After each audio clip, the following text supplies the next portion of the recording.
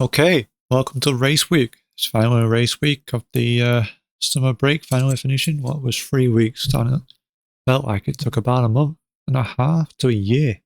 Like I've been waiting forever for this. It is the time of Max's second home Grand Prix, the greedy guy. The Netherlands Zandvoort Grand Prix, which first came about in 1952 actually and returned to the calendar in 2020.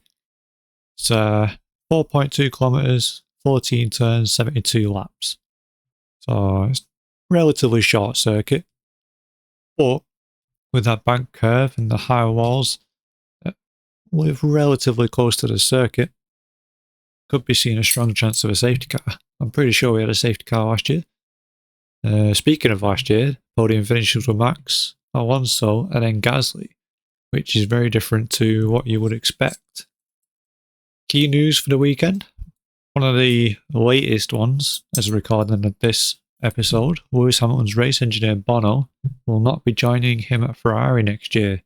He's been given a promotion at Mercedes instead.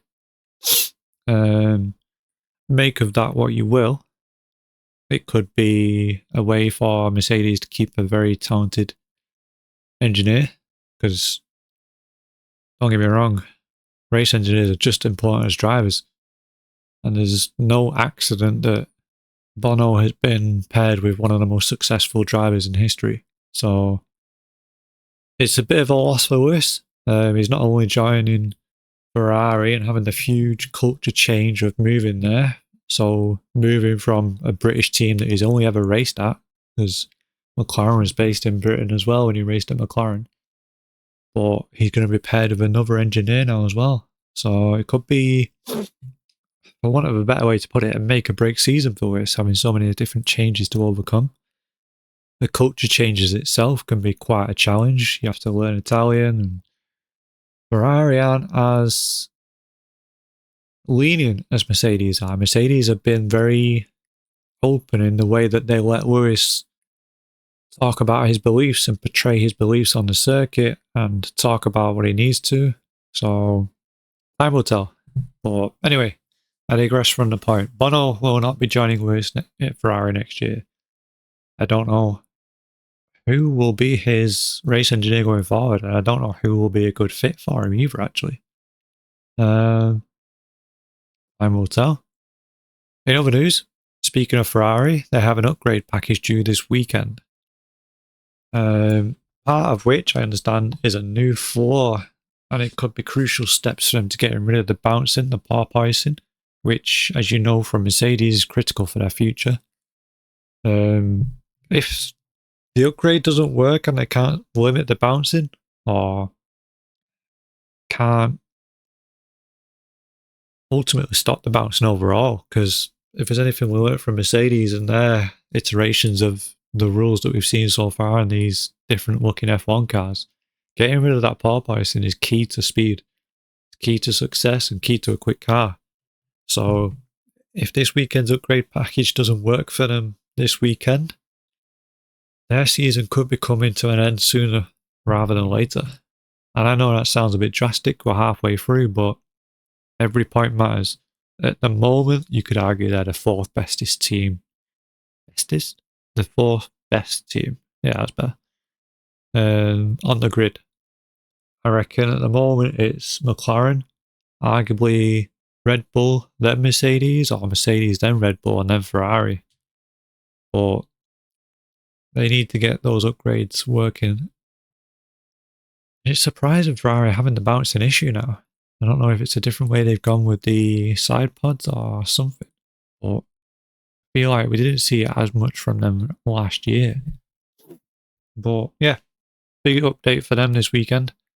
And if they can get the aero package working and the new floor, then that'll be awesome for them. It'll make for an interesting qualifying session, never mind an interesting race. In other news, there was a meeting at Red Bull over the summer break.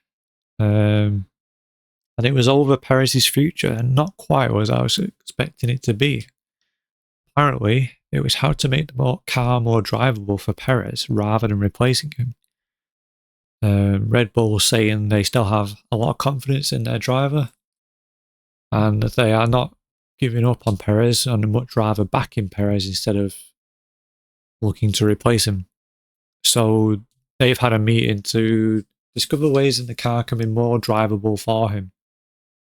I mean, it's unlucky for the Ricardo fans that were hoping he would be going back to Red Bull. Red Bull wise, though, they're finally getting rid of the stigma that the second seat is the dead seat in Formula One. For a while now, it's no secret they've always looked after their first driver. They've always prioritised the first driver.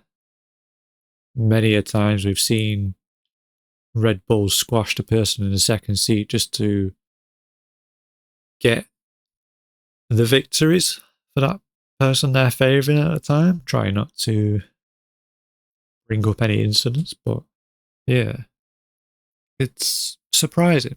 And it's a good move. It's going to be much more reassuring for Perez that the team believes in him. But for me, the cars aren't the same. If Perez has the same car as Max, Perez would be easily top 8 every race. And I believe he's a lot better than top 8. So I think if they had the same car, Perez would be doing better than Max in a few races, if not 3/4 of the races. If they had the same car, I reckon Perez would have won quite a few this season. But it's good that they're finally showing support for both drivers, though. Perez's future being a bit more secure, that'll take a weight off his mind. And it'll show the team has confidence in him. So hopefully his race results will improve now. Hopefully he can focus less on the politics side of it, focus more on racing. But for me, the issues are bigger than that. It's not a driver issue, because if it was, he would still be closer to Max, but he's finishing way down the field too many times for not to be the same car. But we'll see. We'll see. Speaking of Ricciardo, I mentioned it briefly there. Barretto has said it's Lawson versus Ricciardo for the second RB seat in 2025, which is very interesting. It's quite crazy as well, actually, because Danny Rick proves himself over and over again in this sport, and personally I feel like he's constantly overlooked. He is a great driver. Many a time we've seen him pull off amazing overtakes, but I feel like he's just constantly overlooked in the sport. I still 100% believe that, given the chance, he will be a World Championship winner. He was in the right team at the wrong time. I think I said that in the previous episode. He has the talent. He has the mind for it, but I just feel like maybe team principals think he's a bit old now, which is crazy because I know that Lewis has this aura around him, even though he is getting a little older. He's second oldest driver on the grid, if I'm right. But yeah, he's the most sought after driver. I think if Lewis's deal at Ferrari wasn't done and he would have released to the press that he was looking for a different team, I think it would have exploded in a massive way. However, for Danny Rick, I feel like he's overlooked in that way. He is very talented. I mean, they're all very talented, but I just think given the car, he'll give you a podium finish 9 times out of 10 at least. So I think it's crazy that Ricciardo versus Lawson for the second seat in 2025. Plus, with team principals, they usually favour the younger driver that's coming through. You look at McLaren now, you've got 2 very young drivers. You don't have an old, experienced driver in that team. But it means that team now doesn't have to think about replacing their drivers or any contracts coming up, because they know that their drivers will stay. I find it very unlikely that Lando will be leaving McLaren anytime soon. The only time I think he will is if McLaren's performance steps off and the frustration gets to Lando and he wants to move to a team that can win championships, like maybe Mercedes.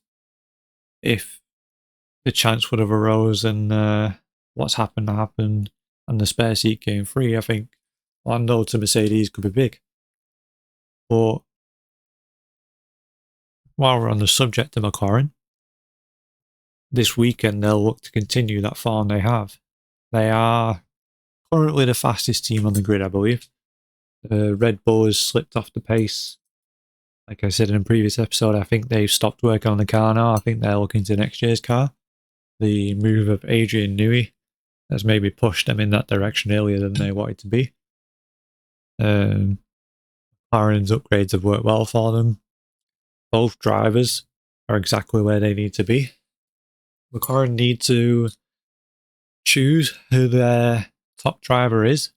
If they're going to chase Max for this top place in the Drivers' Championship, they need to choose who their favourite driver is straight away.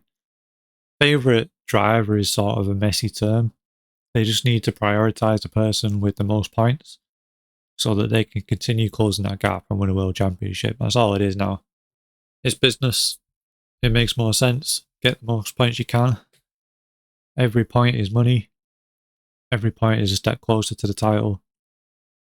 The other important thing to do as well is keep both drivers in consistency for the Constructors' title, because that's not over yet either.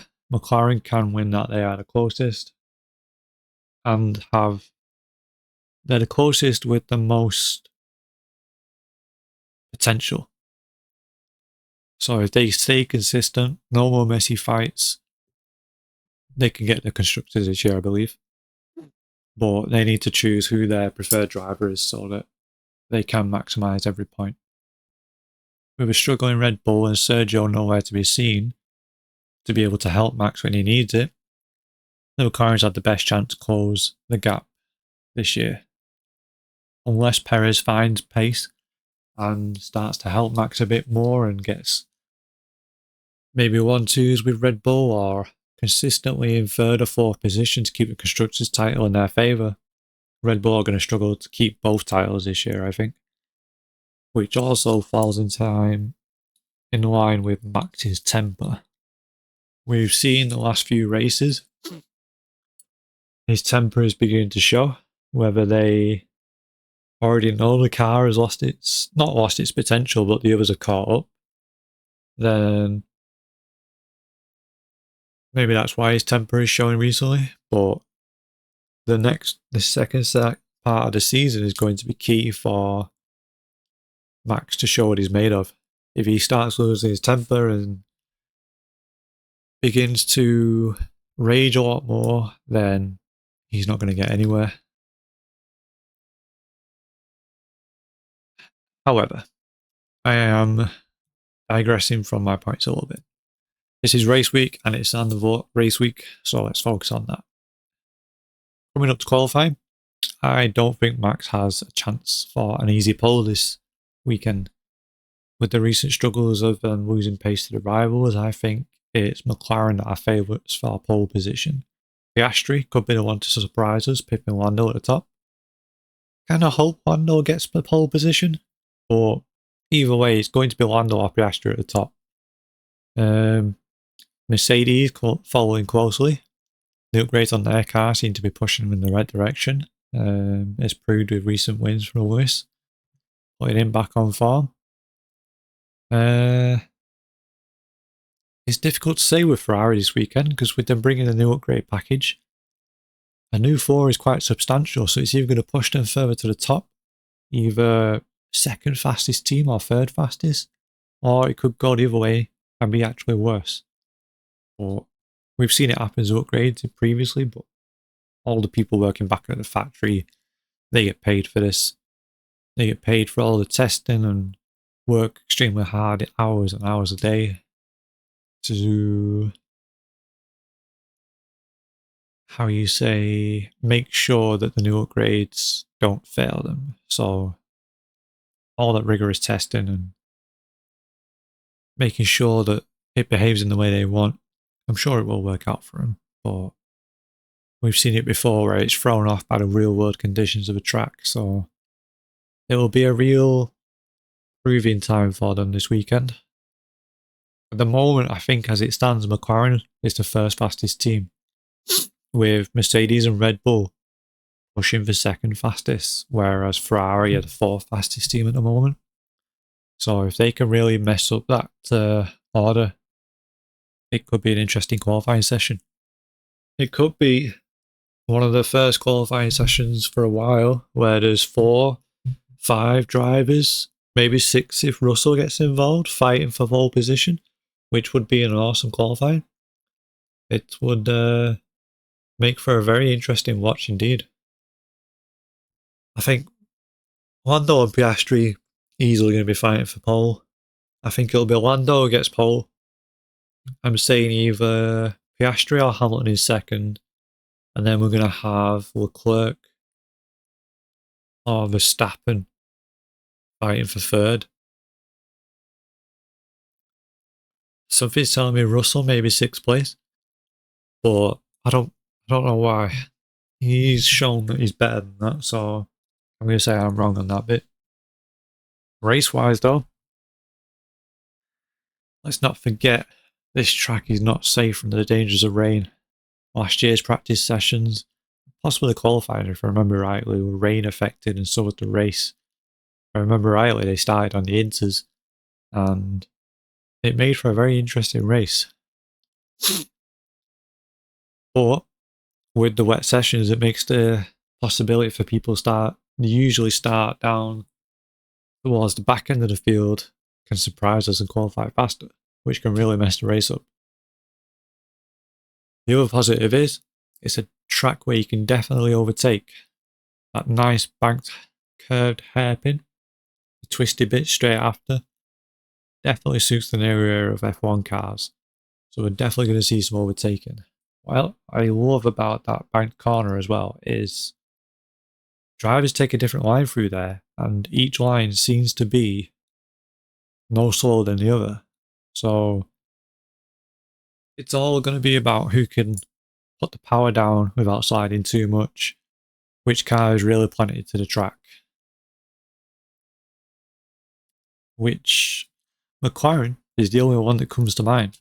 Apart from that, all the others, the Mercedes, Ferrari, and Red Bull of Max, quite similar.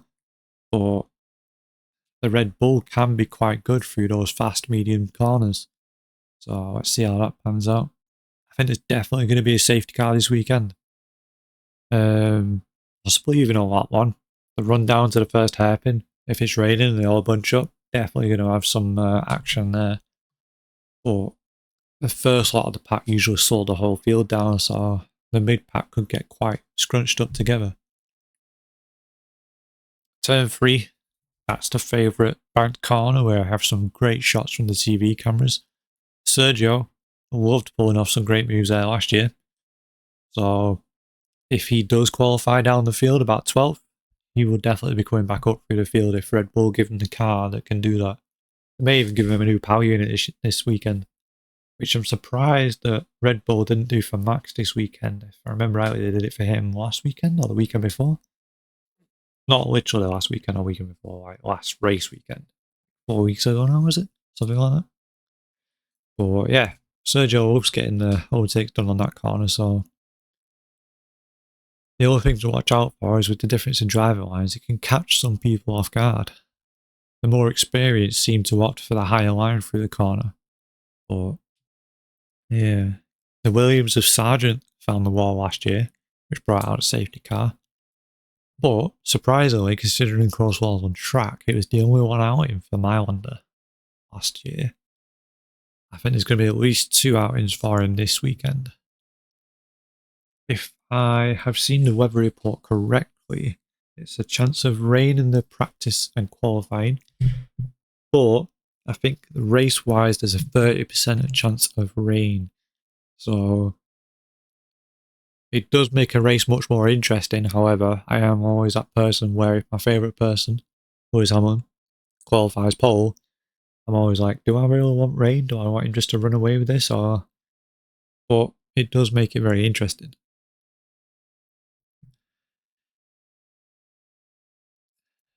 It's not really one of the most involved tracks, this one. It came onto the calendar back in 2020. It can be very slippy on the rain, so that's the other reason why rain could be quite bad.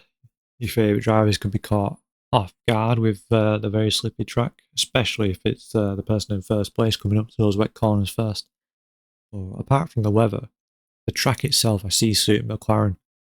I think Lando and Piastri have a good chance to steal a win for McLaren. If recent form keeps up for Red Bull, I see a third place finish at best, maybe even fourth. 12th, maybe for Perez is what I'm thinking, because recently he's been nowhere, maybe in eighth, but it seems like his side of the Red Bull garage don't have the car that's the same as Max's. So it's just way off in terms of pace, but I see Lando and Piastri having a great chance for this weekend. Lewis and George, they have a great chance to be getting third or fourth, but Ferrari with their new upgrades could upset that. So, like I say, we could see a great qualifying. And then also a great fight for the first place this weekend. Because don't get me wrong, McLaren are good at the moment, but they're not seconds ahead of the other team. So if it does rain, we could see great pit stop strategies giving first place to the person or the team. But we could also see 4 cars fighting it out for first place, maybe even 5.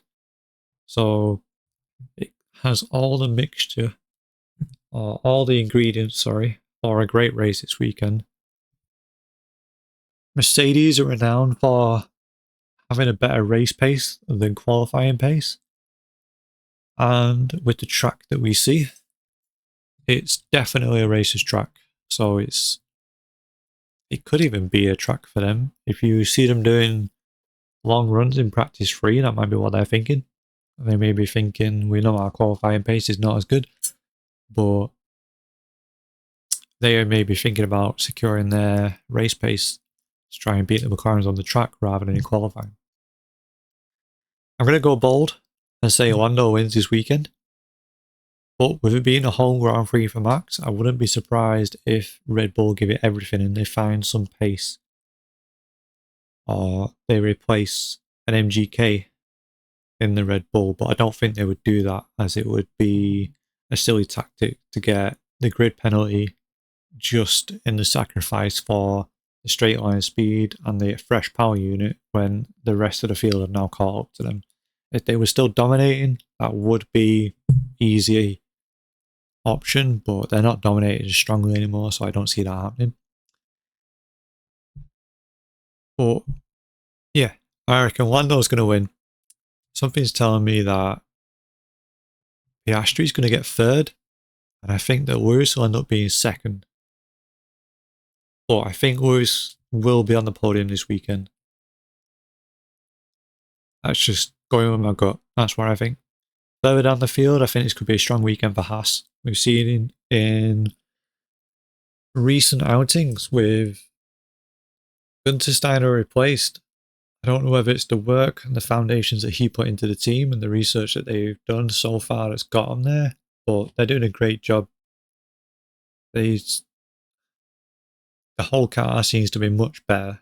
The last couple of years, we've seen that Haas are the back team. It's usually them and Williams fighting it out, but they've had some fantastic results of recent, and it could be another strong weekend for them. It's a mixture of a track. You need the straight line speed down the back straight, good corner speed, and they've really come a long way. So it's quite a strong car. I reckon Nico Hülkenberg and Kevin Magnussen could easily be looking at 12th, 14th, maybe even steal a 10th or 11th place, which for Haas would be amazing. It's a real testament to their work that they've put in and the giant steps that they're taking forward. Speaking of the back of the grid, or what was the back of the grid, with Haas, Williams. I honestly don't know with this team. I want them to do well from a heritage point of view and the races that I saw when I was a kid, but I don't think they will get better than 18th this weekend. The tracks that suit them really suit them. We've seen Albon getting some great positions. In the previous races this year, he's really been showing what the team can do, and it's really hot and cold because one weekend they can do great, the next weekend they do terrible. I know that the teams develop a car based on a few races they'll be strong at, and know that a few races they won't be strong at, because you can't develop a car that's good at every track. It's impossible. But Williams just seem very hot and cold, and I don't see them doing better than, well, not maybe 16th. 16th is why I see them. I don't see them doing better than 16th. But who knows? With the rain that could be coming, 30% chance is still 30% chance of rain. So we could be surprised and we could see Williams in the top 10. I mean, maybe not even in the top 10. Maybe higher, but that would be a surprise. If I'm not mistaken, there was it last year that Kevin Magnussen got his surprise pole at Brazil, which was an amazing weekend. But all in all, I'm excited. It's the first race back from the summer break. We've been waiting for this, and it feels like years, even though it's only been 3 weeks. But it's coming back with potentially one of the best races of the season. With Ferrari having their upgrades due, putting some more pace in the car, hopefully. Could make it 4 cars fighting for pole position, 4 or 5 drivers fighting for first place on Sunday. Max is going to have to drive his heart out for the rest of the season. We know that the Red Bull is not the fastest anymore and the competitors are caught up. So he's going to have to race his heart out and show us why he's champion, basically. Because if he hangs on to this championship for the rest of the season and fends off the McLaren boys, or maybe even worse, because if Lewis finds form and starts winning all the races at the end of the season, which I don't think will happen, he could be in a shot. So he's going to have to keep his temper at bay and show us why he's champion. Possibly one of his most legitimate ones, but this is very early on to be talking about that. Down the field, it starts to get, from this point on in the season, it starts to get to the point where all gloves are off. This is where you see crashes have huge impact on the teams. It's where you see teams start to go with different tactics and surprise pit stops and surprise strategies, because every point matters now. Any team that can get World Championship points and Constructor points is getting money for the team to be able to develop their car better for next season. So this is the bit where it heats up. The second part of the season always steps up. I mean, not to forget that the guys at the top, they've been thinking about a championship all season, so we're going to see a lot of action on Sunday, I feel like. The twists and turns, especially against wet that track, are going to put the drivers to test. But personally, I think it'll be dry on Sunday. And maybe a safety car at the beginning. We didn't have a safety car at the beginning last year. I think it was about like 40 when the Williams hit the wall. But yeah, I feel like this year is going to be a safety car at the beginning, and then maybe one midway through, especially if it rains. Kind of hope that maybe there's no safety car and we just get straight out of race from the beginning, but we will see. I am hoping that Haas have a good weekend and that Danny Rick has a good weekend. I'm still surprised that they've said it's Lawson and Danny Rick competing for the 2025 seat. It seems crazy that a guy of that talent doesn't have a secure future in Formula One. But such is the sport. It's Drive to Survive for a reason. Personally, not the greatest fan of that show, but it does raise a very good point. And that about does it for this episode. It's a race preview for Zandvoort, so it's only a short one. I think the episodes going on from here, apart from season reviews, will be around 30 minutes. It gives a nice time, not too long and it's not too short. But make sure you tune in for next week's where we'll do a race review of the Zandvoort Grand Prix, and then we'll do a race preview to the next Grand Prix after that. Well, as always, thanks for listening and make sure you like and subscribe.